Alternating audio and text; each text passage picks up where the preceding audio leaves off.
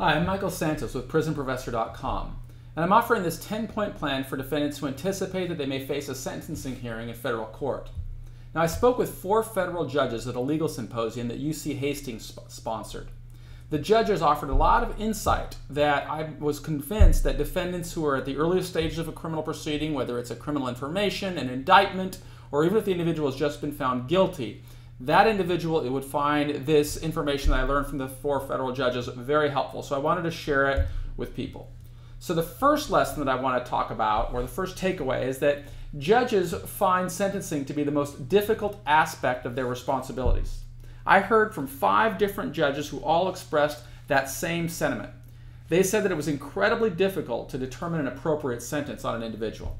So what they did is they relied upon the sentencing guidelines as a starting point. But since the Supreme Court handed down its decision in Booker, making the guidelines advisory rather than mandatory, the judges have considerably more discretion than they had before. Still, the only information a judge has about the defendant is what the government produced, whether it's the prosecutor or the probation officer, which is really just an extension of the prosecutor's version of events. Certainly, a defense attorney is going to offer information, but based on what the judges said, I am confident that a defendant should take upon himself the responsibility of helping ease the judge's challenge of sentencing by offering more insight about his own background, his experience, what he's been through, what led him to the decisions that he made. So the second point that I think that individuals would want to consider before sentencing is to prepare themselves better. Without a doubt, the defendant is going to have an attorney who works to prepare an effective sentencing memorandum. And that memorandum may be replete with legal citations that validate reasons why a judge can impose a low sentence, but the reality is the judge knows a lot of that already. I mean, he's been sitting on the bench, he's sentenced thousands of defendants during his career, or her career. So the defense attorney may make some very eloquent arguments, but from what I heard from those federal judges, I don't think that's enough. A judge is used to listening to defense attorneys. Even if a heinous defendant appears for sentencing, that defendant is going to have a defense attorney who argues for the lowest possible sentence.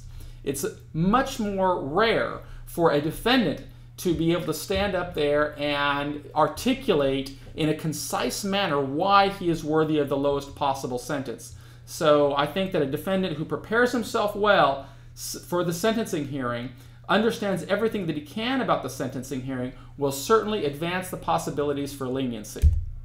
The third point for a defendant to consider is that he must speak sincerely. The judges with whom I spoke were quite clear on this point. They didn't want to encounter a defendant who was reading from a script that had been edited and polished, possibly by someone else. It doesn't matter how eloquent the defendant is. What matters is that he speaks sincerely. He should look the judge in the eye. He should stand erect. He should be able to express his remorse with a sense of deep meaning and feeling, and to the extent that he can convey that to the judge, he is going to, again, advance his possibility of receiving a more leniency during the sentencing. It's very important to remember that judges are on that bench for a long time. They can quickly assess perceptions of whether that individual is sincere or not. So I think it's really important for the individual to work on that and not just approach the sentencing hearing on that day without a plan. And that leads me to the fourth point, which is the defendant must be authentic. Judges at that conference told me that they wanted to see a defendant who was the real deal, somebody who was truly expressing who he was, and it should be expressed more than just in words. They were less inclined to grant leniency to a defendant if they perceived the defendant was trying to pull something over or present a situational type of saying he's sorry or saying he's remorseful. With high recidivism rates being what they are, it's easy to understand why judges are so cynical of defendants who stand before them at sentencing. So it's important for a defendant to understand that and have a plan on how he is going to overcome it. The fifth point that the judges made was that they become very cynical about a defendant who stands up before them and talks about finding religion.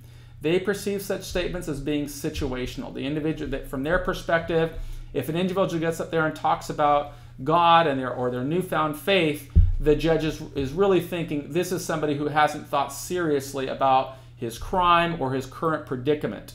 So although I'm not making any judgment call on the power of spirituality or religion at the sentencing hearing, it's best to keep those statements private rather than invoking them for the judge to consider. The sixth point that I'd like to suggest or recommend is that the defendant show rather than talk about remorse. This is a big one. Every defendant who speaks before the court is going to speak about being sorry or his remorse, how he wishes that he didn't do it. But that all harkens back to that old fable of the boy who cried wolf. There's a lot of people who talk about being sorry, or a lot of people who talk about being remorseful, but it doesn't necessarily make it true. And as a consequence of the judge's experience of having sentenced thousands of people with 70% recidivism rates, it's more easy to understand why the judge is reluctant to believe that. So if a defendant knows that, the defendant can take action and create a scenario that will demonstrate his remorse. And that's the key takeaway here, is to be able to show the individual is remorseful. Seventh point, don't ask for forgiveness. Judges say that when a defendant asks for forgiveness, it's just a wasted breath. The reality is a judge cannot grant forgiveness. Only the victim can, or perhaps only God can. What the judge can grant is mercy or leniency at sentencing. And if the individual is looking for leniency at sentencing, he should then offer reasons. Every defendant coming before them, this is our eighth point, every defendant coming before him should prepare himself to encounter a judge who is very cynical. And they should put themselves in the judge's chair, understanding, well, what has this judge heard for the last decade? How many defensive attorneys have been asking for a lower sentence? How many defendants have asked for a lower sentence? It's much more important for the defendant to be able to provide a compelling case that demonstrates why he is worthy of the lowest possible sentence. That's one of the areas that I work with defendants on based on my experience of serving 26 years in prison and working with thousands of people who've gone through the system. It's crucial that the defendant offers some compelling reasons that argue for the lowest possible sentence in a first-person narrative. Of course, the defense attorney is going to do it, but the defendant must prepare himself to do it as well.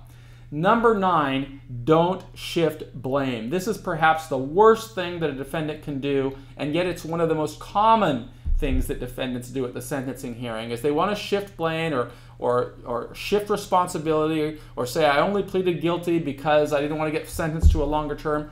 It's very important to recognize that does not advance the case for leniency.